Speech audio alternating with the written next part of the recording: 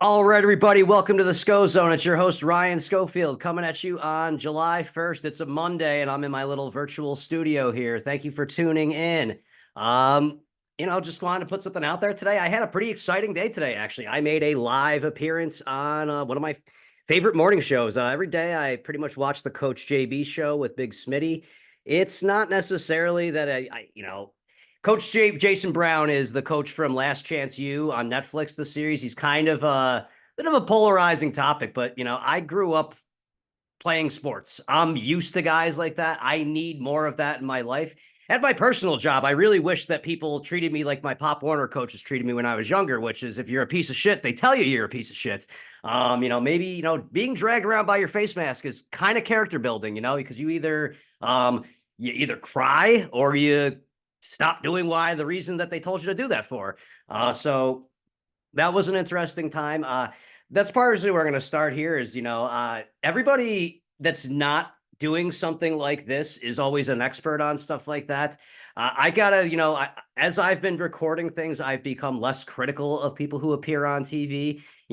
I misspeak all the time on here because I'm just going live. It just happens. And there's nothing worse than you listen back to something and you're like, oh, I did not mean to say that, but it's out there. It's over and done with. We can't do anything about it. So I was asked a trivia question on the show. I was asked to name 5 college mascots that don't end with S. And one of the guests that was on their show was former NFL quarterback Sean King, who played for the Tulane Green Wave. So that one was right off the top of my head as soon as I heard that. Got that one. Having been in Chicago just recently, I don't know why, the Illinois Fighting Illini just came to name on this one. I struggled for a second or two. I got the next 3. I went with the Stanford Cardinal. Well, actually, this is my exact example. I made a horrible misspeak. I answered the Army midshipman. Well, obviously, there's no fucking such thing as a midshipman in the Army. They're in the Navy, but I know that. He knew that I knew that, but because he's on TV all the time or on YouTube, he probably recognized that, and I got away with one. Then I had the Stanford Cardinal, and then last was the Syracuse Orange.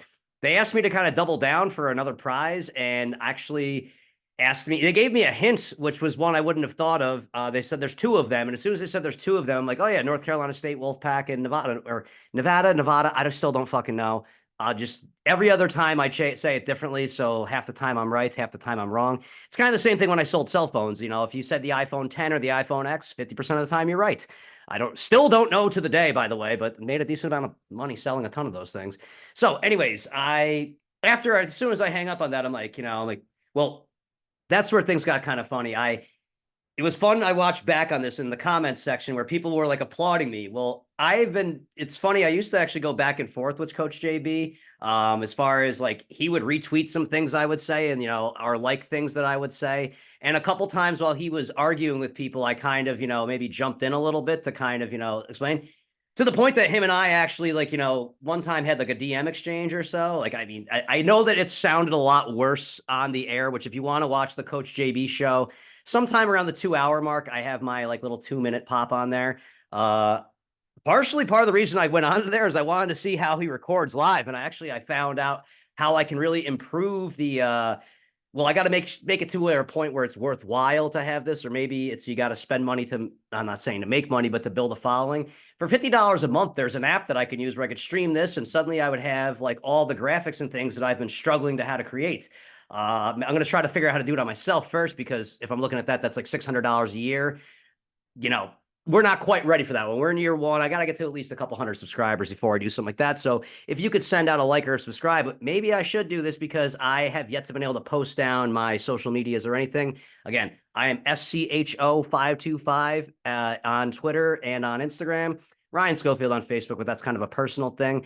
But yeah, so I kind of got that one going. Right afterwards, I was just like, there is the Alabama Crimson Tide. There is the Marshall Thundering Herd, the North Texas Mean Green. At one point, I was actually going to try to go D3 on them because I was thinking of Dartmouth for some reason, which are the Big Green, I believe. So, Cornell's the Big Red, which I asked if I could use D3. I technically believe that those are D1 schools. I mean, as far as hockey, I know they are because I used to watch them play all the time. But I wasn't sure if they were going to accept that. But I asked the coach why he blocked me, and all of a sudden the comments section on there, everyone told me I was cringe or I didn't represent white people, or anything like that. Luckily, I have, I'm a fucking short redhead, okay? It's really, really tough for you to say something that bothers me. So anyone that was in the comment section there, I hope you had your laugh. I'd love to see you guys call, and I guarantee you that you guys would suck. I mean, I'm putting myself out there. It's a humbling experience doing this content creation stuff because sometimes you put something out there and people like it, and sometimes you put something out there and you're like, fuck, I should probably jump off the Menands Bridge. Not ever gonna do that. That's Gary Evans' pajam, which actually maybe sometime I should do the Gary Evans story. Gary Evans is a serial killer from my hometown of Troy, New York. And when you go through the story of what happened with him, it's really one of the more fascinating tales ever. And I don't know how it hasn't been made into a movie yet. But so today's July 1st, and it's Bobby Bonilla Day. And I mean, honestly, I really just, I have a really good friend who ironically works in mental health, and he's probably one of the happiest people I know because he's deleted all of his social media. Now, there's a necessary evil for this, where if I one day eventually want to, maybe work for myself and do stuff like this and find ways, and I don't even need to make a lot of money doing this. Like, really, I'm a pretty fucking simple guy, which is crazy because I work in a 100% commission sales job, which is kind of like the most capitalist fucking, material job you could possibly have, I guess. But thankfully, talking to people comes very easy to me. If only I actually knew what the fuck I was talking about when I'm selling shit, that I'd probably be pretty good at it, but whatever. But yeah, so today's Bobby Bonilla Day, and it's one of those days that just annoys the fuck out of me because okay, like there's a shelf life on stuff, people. Okay, like Bobby Bonilla Day, I don't even think people know why it became a thing for the first place. No, so yes, Bobby Bonilla, he was actually as a really, really important figure to the St. Louis Cardinals because him being injured in spring training led to Albert Pujols making the opening day roster and winning Rookie of the Year and being an MVP candidate in his Rookie of the Year. Trust me, I'm sure Pujols was going to find his way to the big leagues sooner than later, but it's just is one of those things that happens. But he did sign a contract with the Mets, and I forget the whole complete story behind it, why, but he took a deferred payment for a portion of the contract where the Mets will pay him $1.19 million every year up until from 2011 to like 2035 or something like that. It's funny thing is that the Mets made out on the deal too. Like, I don't know if you know this, but like if you ever actually know how to invest money, it's advantageous for you to defer the payments there. Now, for Bobby Bonilla, because athletes are terrible with money, I can understand it was a protective thing for him. If he had invested that money, if he could do that, he would have way more money, but that's neither here nor there. It's people make it seem like it's the only player that gets that. Like, I'm pretty sure Chris Davis is getting abundance, like obscene amounts of money on deferred contracts. Ken Griffey Jr. has deferred money on his contract. Nobody cares about that. The reason anybody cares about this, or the reason it became a thing at first, was because around the 2010s or so, 2011 was the first year it was paid. I want to say the first year I heard about this was in 2012. That's because yeah, in 2011 the Mets still had Carlos Beltran. They were actually paying him real money. In 2012, I want to say, was it in the middle of the? It wasn't in the middle of the season. I forget. Lose my dates. I think actually middle of 2011 is when the Giants traded for Carlos Beltran. Either way, the Mets, the only outfielder they were playing was Carlos Beltran and Jason Bay. Jason Bay was out of baseball, so if you look at the payrolls from the Mets in like 2012 and on for a couple of years there, their highest paid outfielder, aside from Jason Bay, was Bobby Bonilla. Bobby Bonilla was making more money than anybody playing outfield in the active Mets roster. That's why it became a big ordeal. Now everyone just likes to do it because it's the Mets, but there's no joke on the Mets. The Mets made money on the deal. Yes, they was, we love to laugh at them, but there's other players making deferred money. And like, so in quite a few years from now, when the Dodgers are going to have to start paying Shohei Ohtani the $680 million he deferred, people might say, oh, that sucks for them. He's not even on the team. If you actually understand what the Dodgers did, it's fucking genius business. They basically bought Shohei Ohtani on interest-free credit because they have like a short period of time to raise. I forget what it was. I listened to a podcast that broke all this down, but they're paying him $680 million starting whenever. I forget, I should probably prepare a little better, but welcome to the Scho-Zone. He ended up, they have to just raise a small amount of money, which they can put into some type of an investment account. And by the time they have to start paying him out, they're going to be paying him fractions of what they did. So by signing Shohei Ohtani, they had an investment opportunity, or they had a lot of potential money to be made by expanding to the Japanese market. Their goal was to have everybody in Japan wearing a Dodger hat. Well, even if you just succeed on like a small percentage of the Japanese population, That's a lot of money that you have there. You take that money, and this is just 1 year, and you put that into that account on there, and all the interest that it earns ends up paying out his money. Meanwhile, you've got one of the best players in baseball, and you're selling out your stadium, or you're making all this money there. Genius business idea. I'm sure that the state of California probably is going to find a way to stop doing that, because I believe he's going to avoid paying taxes in the state of California with the way that was worked out. Because also Freddie Freeman did something like that. So anyways, it's always fun to laugh at the Mets, but it's getting fucking tired and played out, seeing it every year, especially when some people still act like it's like a new thing or something like that, or it's just really not a big deal. And also, I mean, the sad thing is as I've gotten older, it's $1.2 million if you were a professional baseball player in 2024. I got to imagine you've really had to scale back your operation of living a little bit, because I'll stop there. But I mean, that's just kind of, going on. As I made the joke to a buddy earlier on, these are just about the whole Bobby Bonilla thing. It's about as played out as the Hawk Tuah girl, which we really this is one of the low points of the internet.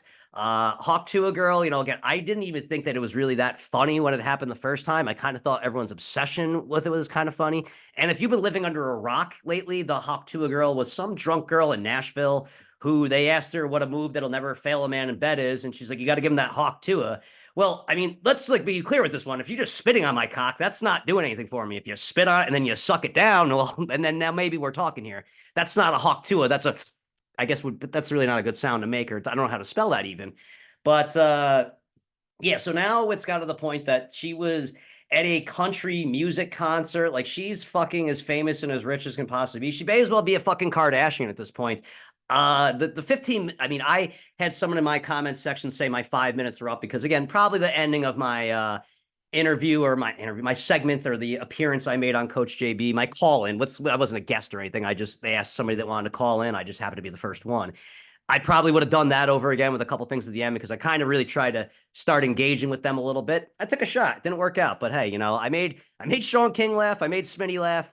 Coach JB, we'll see. The people in the comments were like, what did you do to get him to block you? I really don't know. I think I was probably sarcastic, and Coach JB likes to tip him back a little bit. He might get a little loose with the block button on there, or maybe he misunderstood something. I don't know, but if he wants to have me on again, I've been saying I would, I'm a nerd. Okay, let's just face it. I remember a lot of shit. I would like to challenge Steve Kim, the guy that's on there. So they call him the Korean Coseller. He's just a database of knowledge, but I tend to remember more shit than I probably should, and forget stuff that I should probably remember.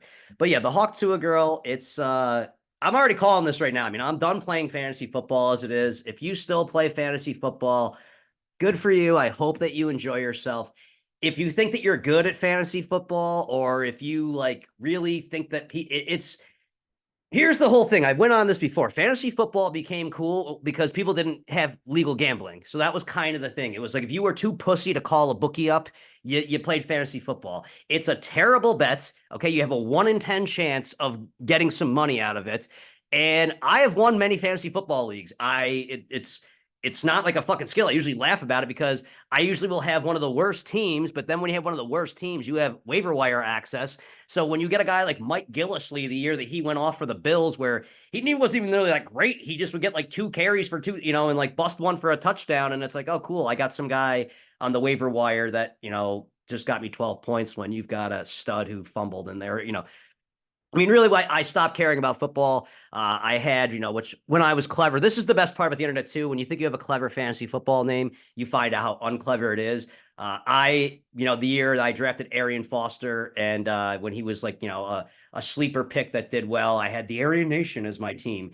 And I had one of the best. I almost had twice as many points as the second place team. And then I go to the playoffs, and what happens? Aaron Rodgers is my quarterback. He gets knocked out of a game. Arian Foster gets benched for fumbling. And another player, I think it was Roddy White or something like that, got hurt in his game. So congratulations. You almost ran the table in fantasy football, and now you got no money to show for it. But the other guy, he's a fucking genius. So if you want to play it, that's fine. I'm done with it. But you know what's going to really fucking piss me off? And thankfully I don't hang out in bars and have to listen to it anymore. Some fucking clever guy is going to draft Tua Tagovailoa in his fucking fantasy league, and I guarantee you he's going to have a Hawk Tuah name. It's just is what it is. It's going to be, it's over with. It should be over with, but she's famous now, and she's going to probably cash in on this one. This is almost like the Cash Me Outside girl, okay, who I said, which is, just really, even she knew it, that it was disgusting when I saw her in an interview before, but I was like, Yeah, when this girl ends up being 18 years old, she's probably going to be in porn, and people are going to pay a lot of good money for it. It turned out that she had OnlyFans, which I should guess this is the point of this one. Not saying that I am talented or anything, but I do at least put a little bit of work out there. It's a little bit frustrating when you see a like borderline attract. I mean, the Hawk Tuah girl, she's cute. She's, definitely cute. Every girl in their 20s that wants to look cute can look cute, by the way, as long as they're, somewhat in shape, I guess. Um, and she was at a country concert. Every girl at a country concert looks good. It's just very simple. Short shorts, and a halter top and a cowboy hat, and you got fucking Brick City in every fucking guy's pants around the place, unless they drank too much whiskey, but that's neither here nor there. But yeah, talentless people being famous. I mean, it is what it is. But hey, for all I know, I'm just trying to be the next one of them. Anyways, I'm just trying to put something out there for the day. I just really need a good winning bet at some point today. I just watched France just won 1-0 against Belgium. I'm riding them to win the Euros, which I have 2 weeks to hopefully get that one. I'm getting my ass kicked lately. I mean, I win big bets, but then I lose some, I lose a bunch of small ones. So, it's kind of tough to feel that, but counting the ledger recently or assessing my finances where it's like, when you maybe don't have your best month of sales and you are traveling to baseball games as much as you can, and then you start losing bets, all of a sudden you have to start looking at your finances a little differently. And last night was not a good one for me. Shohei Ohtani, you let me down. I can't believe it. Me and my buddy like to talk back and forth. Sunday Shohei, as we call him, Shohei Ohtani's numbers on daytime baseball games is pretty exceptional. It's a weird little trend that we found that for some reason, Shohei Ohtani has an amazing home road split, or not home road split, a day night split. And I had the Dodgers to score over 4.5 runs yesterday. I was dead in the water. And then Austin Barnes, I believe. I get all the Austins confused. There's Austin Barnes, Austin Wells. I think it's Austin Barnes on the Dodgers. Hits a 2-run double. He bats ninth, and it's 10-4 or whatever it is. And I'm like, oh shit, I got Shohei in the fucking top of the ninth. And I can't tell you how many times Shohei has won me a bet on his last at bat when I bet a prop on him. And before I could even tune in to do the at bat, he had already struck out and left me with my cock in my hand and me owing my bookie another $250. But that's neither here nor there. I'll get it back some way. But France, if you could win this one, they're going to have to. I'm going to have to root for probably. It's best to. It's always dangerous. Like Slovenia's playing Portugal right now. France is going to play the winner of this. And you kind of want to root for Slovenia because they're the underdog against Portugal. And then you're going to feel good about them, France probably being the favorite over them. But, it's be careful what you wish for is usually what I say. Anyways, this was just a little thing to put out something out there. Everybody, I appreciate you, the likes, the comments, and the subscriptions. And if you want to share this thing, keep it going. I'm looking to give me a reason to make this thing more. That's just all I'm asking for you. Give me an honest chance. And thank you for tuning in, everybody. Have a nice day.